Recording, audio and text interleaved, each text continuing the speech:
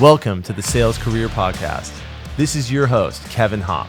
Whether you're an executive, sales leader, or just getting your career in sales started, I'm here to help you read between the lines and hear the real stories that you can't get from a resume or from a LinkedIn profile, all designed to help you shape your own sales career. Let's dive right into today's episode and see what we can learn. All right, everybody, welcome back to the Sales Career Podcast. I'm your host, Kevin Hopp. Today, I have on the pod someone that I've followed for many years here, and I'm very happy to have joining us. He's currently at JB Sales Training, where he wears many, many different hats, including Master of Ceremonies, Director of Business Development, Partner Manager, in charge of Sales Execution Evolution, among many, many other things. Everybody, please welcome the great and powerful James Buckley. Hey man, that's a hell of an intro. Great and powerful. I hope I live up to the hype. Yep. Everyone listening that's a male aged anywhere from 25 to 40 probably can tell which podcast I steal that from. I didn't create that great and powerful one. It's Joe Rogan, by the way. Joe Rogan's is great and powerful. It's a great way to start it. But hey, James, thanks for giving a few minutes today. Your sales career has been interesting, and now you're in this role in JB Sales. It's very, very open-ended. It seems that you're doing a lot of different things.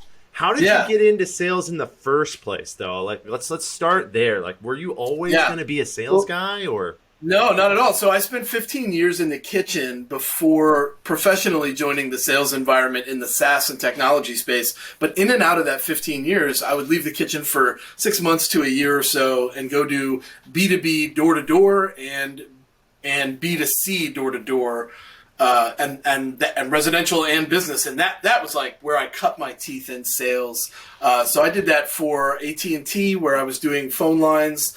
We were with a third-party vendor called Winstead Marketing here out of Knoxville, Tennessee.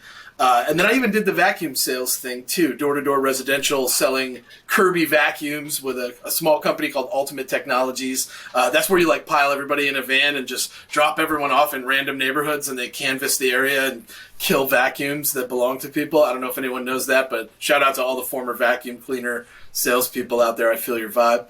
Wow. And then also I did pest control. I did a very prominent pest control company, and that was door-to-door residential, and it was a blast. So I did really well in all three of those roles, which kind of set me up nicely for a career in SaaS and tech sales. Incredible. Interesting. SaaS and tech sales. Is there a lot of that in Tennessee? Not really. So in 2014, I graduated from Maryville College, right here local in my little town of Maryville, Tennessee. They pronounce it Merville here. And 2014, I graduate. I'm like 34, 35 years old.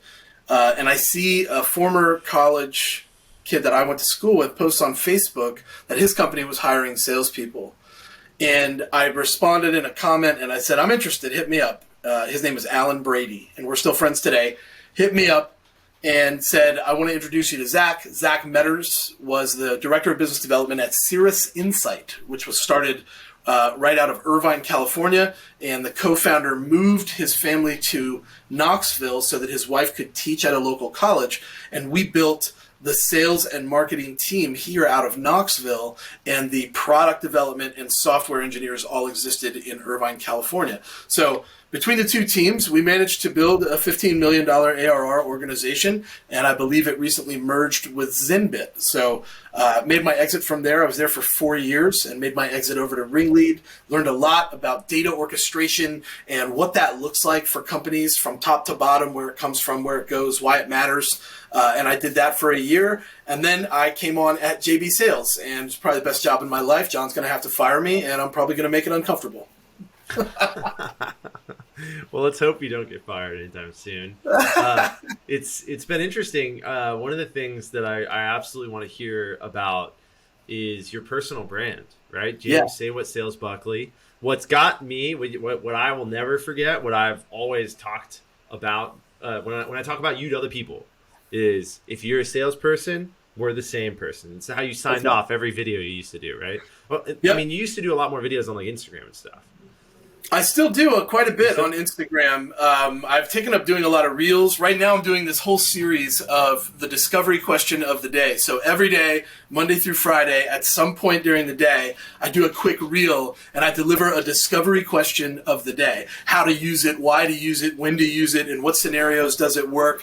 And all of these questions came from our audience at JB Sales when we did a webinar on discovery. So we asked them, what are your go-to discovery questions? And we got 103 great discovery questions from our audience directly.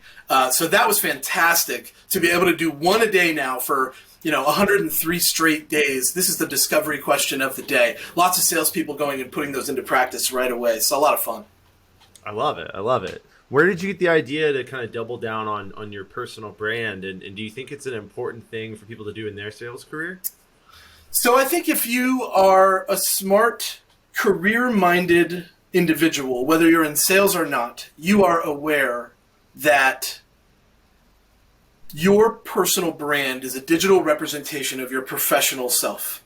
That is 100% true, whether you're a nurse or a doctor or a lawyer or in retail. If you're a professional anything out there, you should have a representative of yourself out there, something out there that says, I do this, I'm valuable, I am a subject matter expert, or I'm a learner, and here's what I'm learning about. Please connect with me, help me learn, right? This is how people are viewed through the lens of the public today. So I talk a lot about a human sales cycle. Right? If you look at a sales cycle online and you Google sales cycle or sales funnel, and then you click images, what you'll see is a shitload of marketing created sales funnels. If this, then that, if this, then that. There's all these like little shoot-offs. It's very complicated. There's thousands of them out there. But a seller that sells from the front line really should be focused in 2022 on a singular sales cycle when it comes to building the brand. Your content is the road to the connection. And that connection should lead to some sort of conversation. That conversation is where we have a chance to build a relationship. Some people label this as trust. And once we have that trust, we should have no problem asking for or uncovering opportunity. And the law of averages says the more opportunities we have, the more sales we make. So the more new connections I can make thanks to my content, the more opportunities I will earn if I work that very simple sales funnel. So content is a way to get more sales. It's a way to earn more opportunities. I say this in my personal branding course, right? Everybody has this misconception that opportunities are created as if they're created from nothing. It's not so. They're earned through great discovery, good conversation, rapport building, conversations that are not self-centered and self-serving. They're earned, not created, right? From a personal brand perspective, if you're trying to chase less deals and have them come to you, then you should be creating content that's a representation of your professional self and putting it out there and using all the big SEO, search engine optimization tactics that you can use to be able to draw people towards you, because new connections lead to new conversations that lead to new opportunities. 100% of the time, every time. I don't care where you are in business, that is true 100% of the time. You can't have new business without new conversations, and you can't get those conversations without new connections. I can work it backwards, I can work it forwards. It's true every time. Well, I mean, there's got to be a salesperson listening to this that's thinking, well, James, I don't need to build a personal brand because I have MQLs. Nice. I have inbound leads. That's great. That's great. I'm just calling people who want to talk. I think we're seeing very naturally in the space of sales a separation, a pull apart in the trunk as the tree of sales grows. And what's happening is we're seeing in one direction that fork is leading to inbound leads that get handed to inbound sellers that are probably have to be a little bit more transactional.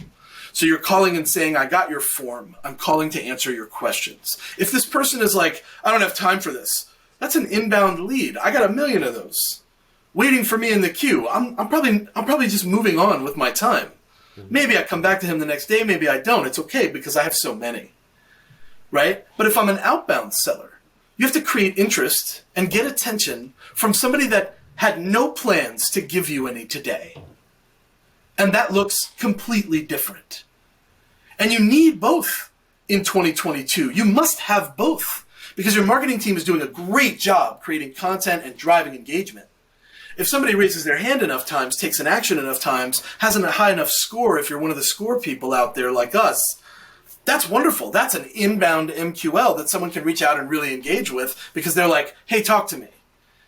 But if I have no idea your call is coming, well, shit, man, that looks way different. Right. And it's harder to track.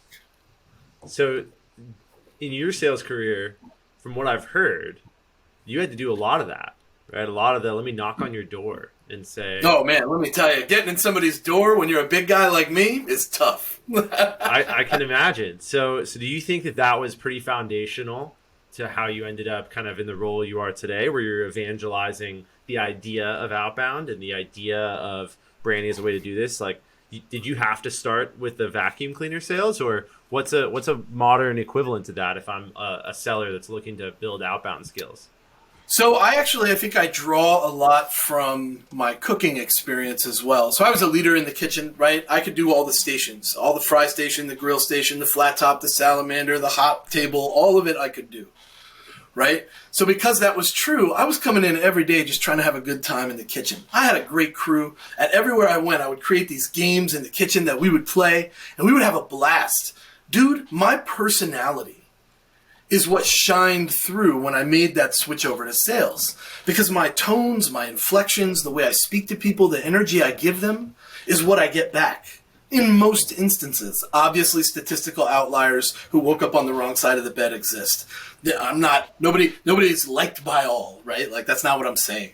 What I am saying, though, is that I believe that my communication, somebody come in the kitchen, they'd be like, I need this burger remade stat. And you're like, heard, burger, it's down 8 minutes. This type of communication, this transparency, this big time like back and forth feeds really well into the sales career. If you think about a cold call, we have this terrible habit of being like, hi, my name is, and I'm with, and we do. No one cares, man. Stop this, right? If you're out there and you're listening to this and that's your opener, stop it immediately. Instead, thank someone for taking the call and ask them if they have a moment. That's way better. You're looking for yes, no, or fuck off. Like, that's pretty much the three answers that matter most. And it's okay. If yes, keep talking. If no or fuck off, it's all right, because you're probably going to call them back in a couple of days and they don't even remember you. This is the mentality we have to have.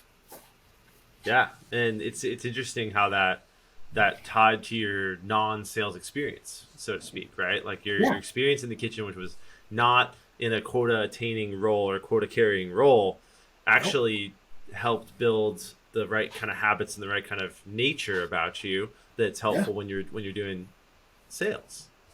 That's right. That's right. I think being able to manage something consistently with a routine throughout the day is helpful. You know, in the kitchen, you get into your rhythm. You're looking at your screen, your tickets are coming in, whichever one you might be using. I've done both. And you're managing the day. You're putting the tickets up in the order in which you're going to drop stuff. You're putting the plates together, sliding it up. The same thing is happening in sales. I'm coming in the morning, and I'm spending my first hour doing some content. Okay, great. Now that I've done the content, I got to do some outreach. So I'm following up with the things from yesterday that scored high. All right, I'm done following up with that stuff. Let's do some cold outreach here. I'm going to do an hour cold call block, right? And you're doing these things over and over throughout your day. The problem is we expect results with one action. That's what I've learned in my sales career over time, is that it takes lots of actions. This is why building a brand is so impactful, because my brand is more consistent than that one action that I take. That's right. Interesting. And I see that. And, selfishly, that's what I'm trying to do too. Right. Yeah. You're doing a great job. I see you everywhere, bro. I'm trying to be everywhere. I tell you what, my big goal, and goals are only goals if you write them down and talk about them, right? Like, my big goal is to double my LinkedIn following in 2022. So, okay. Like, I've got 10,100 right now. As of, January 1st, 2023, I want to be 20,200. So add the actions underneath the goal, Kev. Add the action. Now you have the goal. I want to double my following. Take 3 bullet points and come up with 3 actions that you're going to take every day that are going to help you achieve that goal. It's a good way to look at it. One of them is this podcast, right? Like I'm going to do one podcast a week, and that's huge, right? Because the podcast is not just going to be a podcast where some people who are particularly sales nerdy are going to sit down and listen to the whole long form podcast for sure. And I love you guys for subscribing. It might be just my mom, my dad, and my best friends, but we'll see. But the best part that's going to come out of this is going to be micro content, right? I'm going to give you a clip after this, the best thing we said. I'm going to have a clip, put it out there. That micro content should go like this.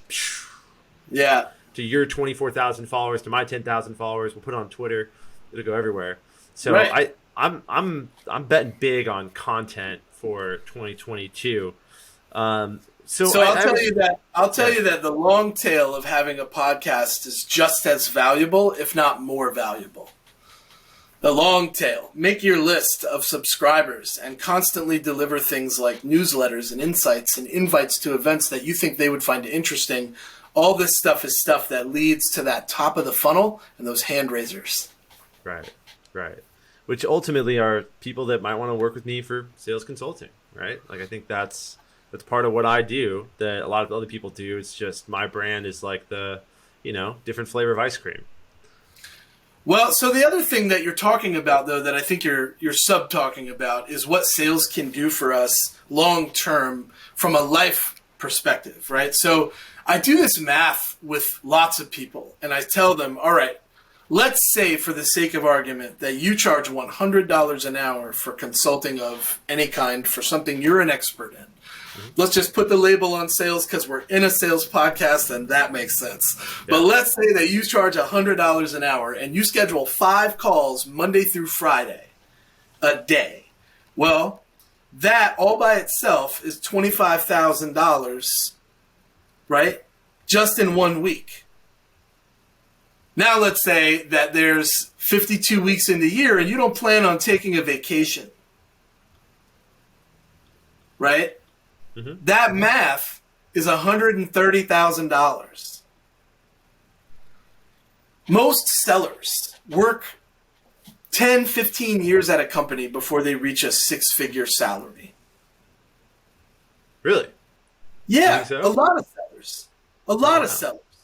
You'd be surprised how many people make 6-figure salaries but take home 75. Especially now, this might not be true in today's world. Today's world, the economics are bananas. But if you're an individual and you're looking to get out there and start your thing and become a consultant, $130K a year is nothing to sneeze at. Right. And all that math is pretty based. It's pretty simple to manage because all you're saying is, here, schedule that 1 hour and it's $100. Right. And how many people that would look at an experienced individual that's got, let's say, a decade worth of sales behind them, and they'd be like, I would love to learn what that guy knows, that lady knows. How could they help me? What top 10 lessons could they give me? Is it worth $1,000 for me to schedule 10 calls with them? Well, if I've got $5 million invested in my business and I'm looking to make it a $15 million ARR next year, I'll pay that. That's cheap consulting. Oh, that makes even if I sense. come up with one idea that gets me $1 million in the bank at the end of the year, that's worth it. One of the best things about what I do is it's pretty binary, right? Like what I help people with outbound process and strategy. It's a binary thing. Either you have new pipeline or you don't, right? And the math of sales never lies. So I'm big into math. Morgan right now is on this big math pump. And I'm starting to see it too because it makes a lot of sense when I look at what's actually getting meetings booked on my calendar. Mm-hmm. And it's happening in those time periods where I'm disconnected from a project and I'm just zeroed in on like new people. Who can I talk to that I don't know? Yeah. And the more of those I'm hitting, the higher my connection rate is, That's right. So talk to me a little bit about Cirrus Insight. You were there for a long time.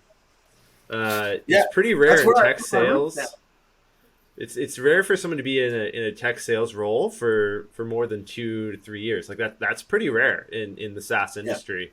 I would agree. What was it about Cirrus Insight? It looks like you moved up there too.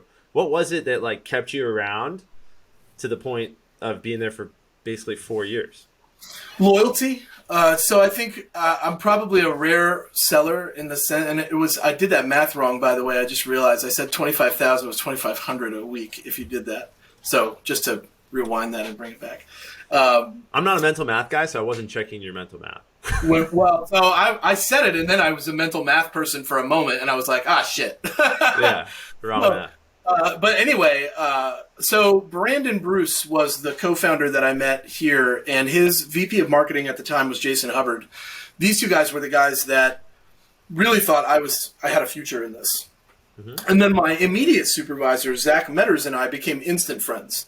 And we were sitting in a room together, like as a group of cold callers and emailers. And Zach was very big on like, hey, if I don't hear you making the calls, at the end of the week when you don't have the meetings, I'm going to say to you, well, I don't hear you making the calls. We're all in the same room. Like, he was a realist. So I got this great experience, this entree into SaaS and technology right here in my hometown of Knoxville, Tennessee. And I had this guy that was like very realistic about expectations, about, the things that we had to do, the metrics, the KPIs. He had a dashboard set up for me so that I could like monitor my own progress. He showed me everything I needed to know to not need him. So I remember one of the things that he did that was really great, and he did this with everybody that he brought in, was he would be like, you have 30 days to ask me anything you want. You're a full-time employee here, 30 days, ask me whatever you want. There are no dumb questions. At the end of that 30 days, if you ask me a question and it's not a good question, I will say, let me Google that for you. Well, let me just tell you, Kev, that only has to happen once, maybe twice, before you're like, fuck that, I'm never going to that dude. I'm going to Google everything first before I do anything else. I love that. So there was this like shift in my brain of like, I don't need somebody to help me be successful. Yeah. Zach gave me that. And then to boot, at the same time, I had Brandon and Jason who were like seriously putting me out there. Hey man, you want to go to this city? You want to go to this event? You want to rep us? You want to get out there and do the carnival yell thing that you do? And I'd be like, yeah. Zach and I hit planes for 2 years, traveled around the world twice, just doing events, holding Starbucks gift cards in front of us, going free Starbucks, and scanning people at Salesforce World Tour shows and then following up with them after the event. Nah, don't worry. You don't need to see a demo. We'll connect later. Have a great time. They don't give a shit. They don't want to stand at your booth for 30 minutes. They want to go hang out with their friends and socialize and have a drink. Let them go do it. Scan their badge and let them move the hell on. So we would come back from these shows with like 4,000 leads, and then we would just hammer the phones, man. Hey, great to meet you at the show. People would call and be like, I heard you met James and Zach at the show. I'd be like, oh, those guys were great. That kind of experience was what showed me the value of being a personable, memorable individual in the space of sales. Zig Ziglar, all the names that you think of when it comes to like, Chet Holmes, even if I hate to mention it, Grant Cardone, right? The big names, John Barrows, Morgan J. Ingram, when you see these people, that you remember them because of the impact that they have. Doing all those shows showed me the impact I could have on others, and I just channeled that into this other thing. I love it. That's incredible. It seems like you had an organization in Cirrus that leaned in and gave you a lot of opportunity, because that one of the things that I've looked at, that part of the reason I started this podcast, I'm fascinated how people's careers go, right? Most people tend to go forward. Some people, it looks like they do the same job for a long time. It's kind of a head scratcher. But people that stay at a company for a long time, there needs to be a level of advancement. And the level of advancement probably means that these people are investing in you and they trust you, right? So there has to be this like mutual feeling of trust between the two of you, like your management and you, where it's an understanding that, hey, I'm doing my best. I'm trying hard. I guess the question could come to you. Did you hit your quota every single month at Cirrus Insight? I'm going to guess the answer is no. It's no, of course not. I missed it several times, and that was okay. Like, I hit it 80% of the time my first year out. The second year out, I hit it 87 or 90% of the time, something like that. And then in the third year, it was like bananas because I really had it dialed in. But at that time also, they had tried to move me up to account executive, and I didn't really care for that role. I didn't like that part of the job. I wasn't ready for it yet. I did it later. But at the moment, I was like, nah, I really just want to keep doing this thing. It's a lot of fun. I enjoy it. I come in every day amped at like 5:30 in the morning. Like, you guys seem to like me. Let's keep doing this. Right? Yeah. Like, and what was that? That was kind of top of funnel.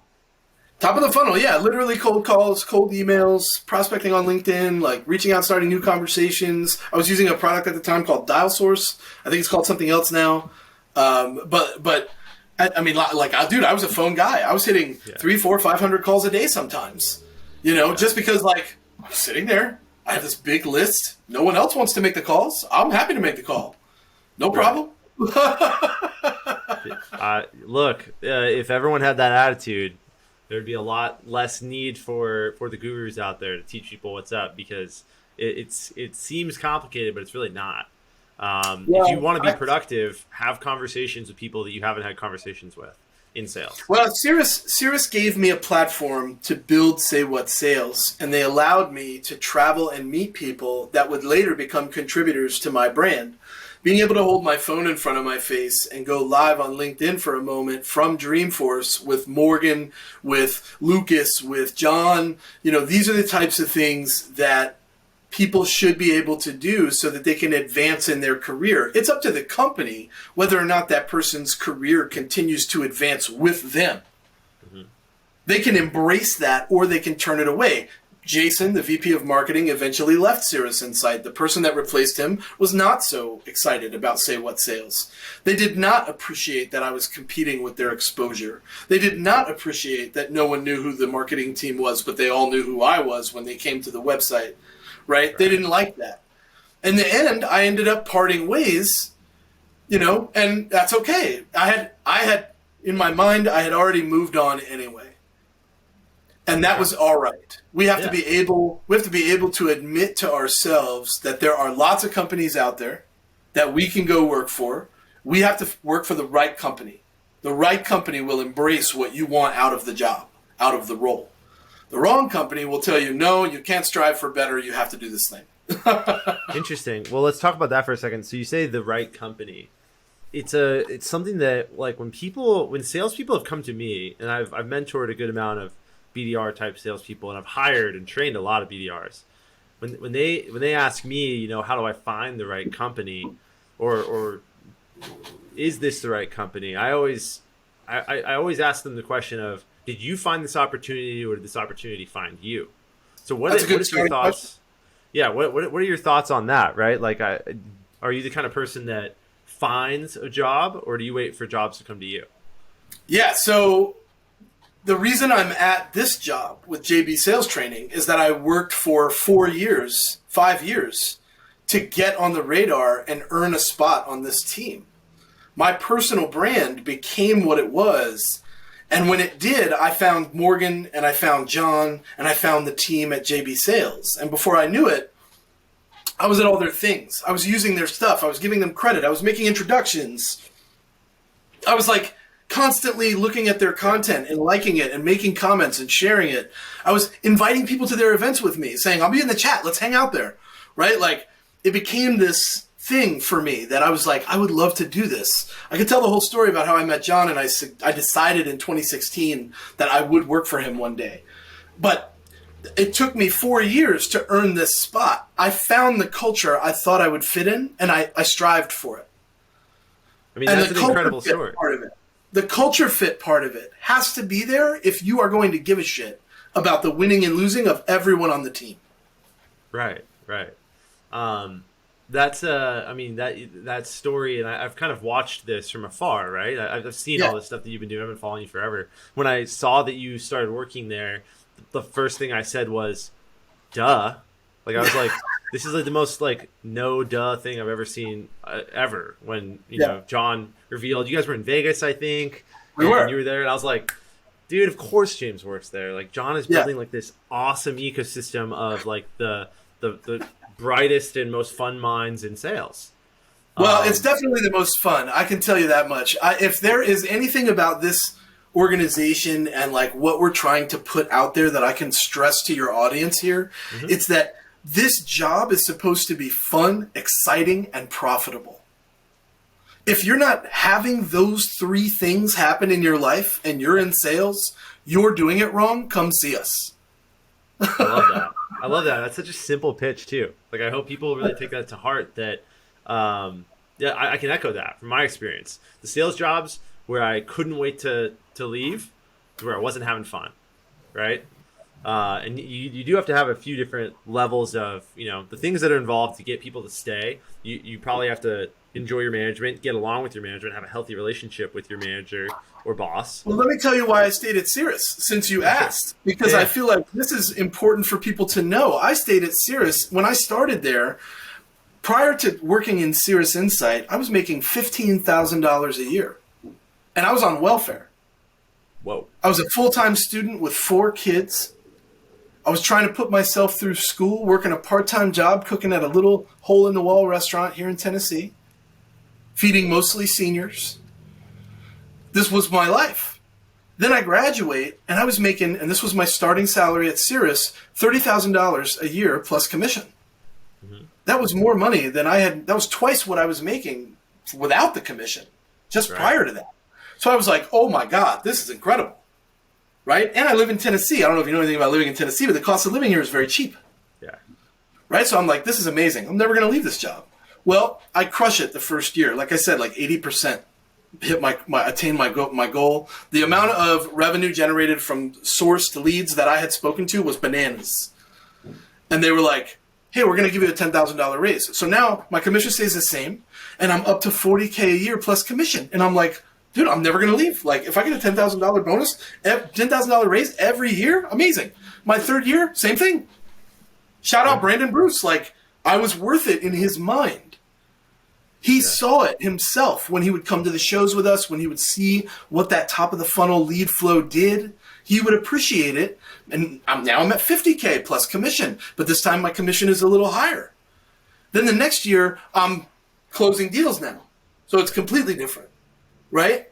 This was more money than I had ever thought about making as somebody that had no education and had done door-to-door B2B and just for like fun. And I did well. I thought I did well. I had no idea what good money in sales looked like. Yeah. I really, if you know anybody, I would like to speak to somebody who's not in SaaS sales about this. Like, I want to get someone on the pod that's like the copy guy or like the vacuum guy, because it's you should talk to Dale Dupree. Oh, Dale Dupree of Sales Rebellion. Yeah, he trains all types of companies, not just SaaS. You should definitely talk to Dale. I'm going to connect with Dale. But on this point of, I always wondered like why people would work in other than SaaS, because when I graduated college, when I was in school, I was lucky enough to take classes like the sale of high technology products. That was an actual class that I took at UC Santa Barbara. And it was the professor is a venture capitalist, John Greathouse of Rincon Venture Partners. So I had a VC teaching me about SaaS sales, and I had an internship at a few different SaaS companies in town. So I learned that software's got like a 98% margin, and software is like eating the world. It's the new Standard Oil. Like, look at the biggest companies in the world. It's not physical products anymore. It's tech, right? So I always think to myself when I see people that are not in tech sales, I'm like, have you thought about going into tech sales? Especially now that like everything's remote. Like, an account executive, if you have experience in sales, is like 75 to 80 to 90K in a mid-market role. So we're seeing is people that want to get into sales and SaaS and tech go through our Filling the Funnel program and the membership, and then they use the skills there to prospect their way into the role. It's amazing. I love that.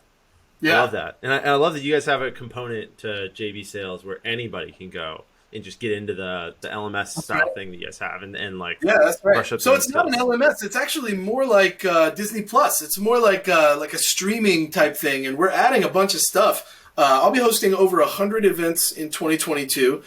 For those of you out there that want to check this out, feel free. It's joinjbsales.com.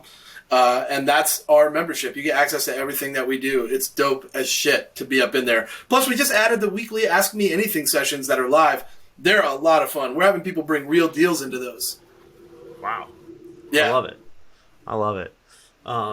We could probably talk forever, which we should do at some point. I'd love to sit down with a glass of bourbon with you one day. We'll do that when we do a tech event. Yeah, that could be really fun. But I do want to wrap up here. So I have 3 questions that I ask every guest. Let's go. So the first one, what's the biggest commission check that you've ever gotten? $27K. Ooh, that's a nut. That's nice. Yeah, it was a good one. $27K. Did you do anything special with that? Did you buy the pool table behind you? No, that came when my father passed. He left me some money, and that was what he always wanted, was a pool table. So I bought that when he passed. The $27K came from a company that I set up through a tweet. I managed to start this deal off of Twitter. Wow. And it took about 3 months to close the deal, but it closed at $270K. So that was my cut, $27K, 10%. Love it. That is great. Cool. So the next question I have is, what has been your favorite job? And I've been looking forward to asking you this question because you've had a lot of different jobs, and it sounded like you liked a lot of your before sales jobs. So what has been your favorite job you've had in your life? Yeah, so I'm going to give you 2 because I want to give you the first one and have it complement the one that's my new favorite. So the first one I'm going to give you is that my first job was a bag boy at Publix supermarkets in South Florida, in the Crossings in Miami. And I loved that job so much because it was a routine that constantly put me in front of strangers to entertain them and have fun and make them smile. And I loved that. I was 15 years old, and that go, bag it, give someone a laugh, take them out to their car, shake their hand, get a tip, come back, do it all again, it was like butter for me. I did it for like 2 years. It was amazing. I think what that did for me was it gave me the skill of building rapport very quickly, which of course led me to sales and top of the funnel sales specifically.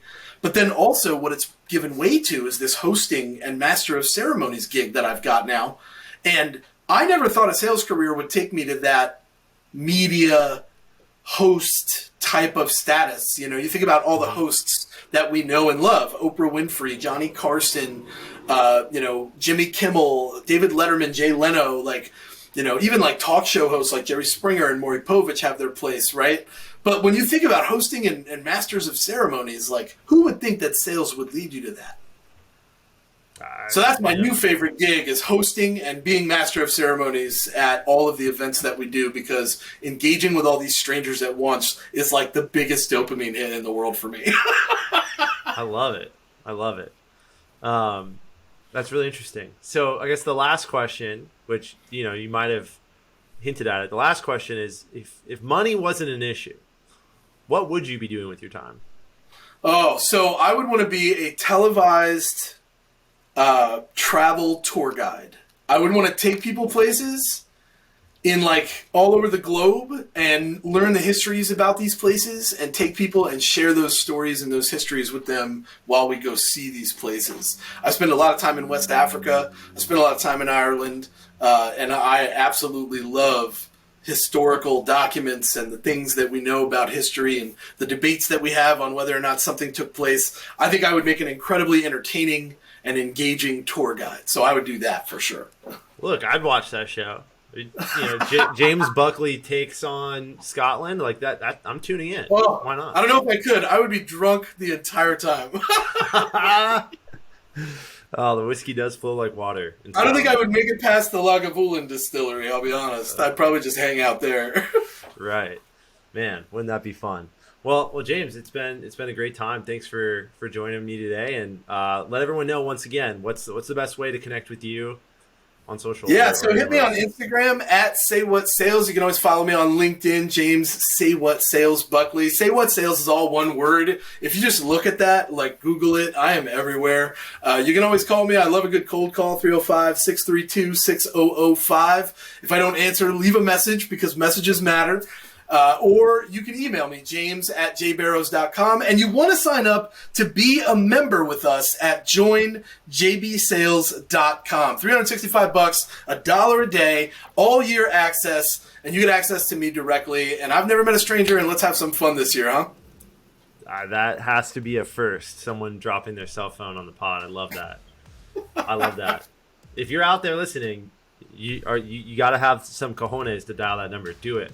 Do it. Yeah, I will tell you that you do. You better be ready. I love it. Hey, well, let's end it with your catchphrase. What do you always say to people? That's right. That's right. Hashtag say what sales. If you're a salesperson, we're the same person.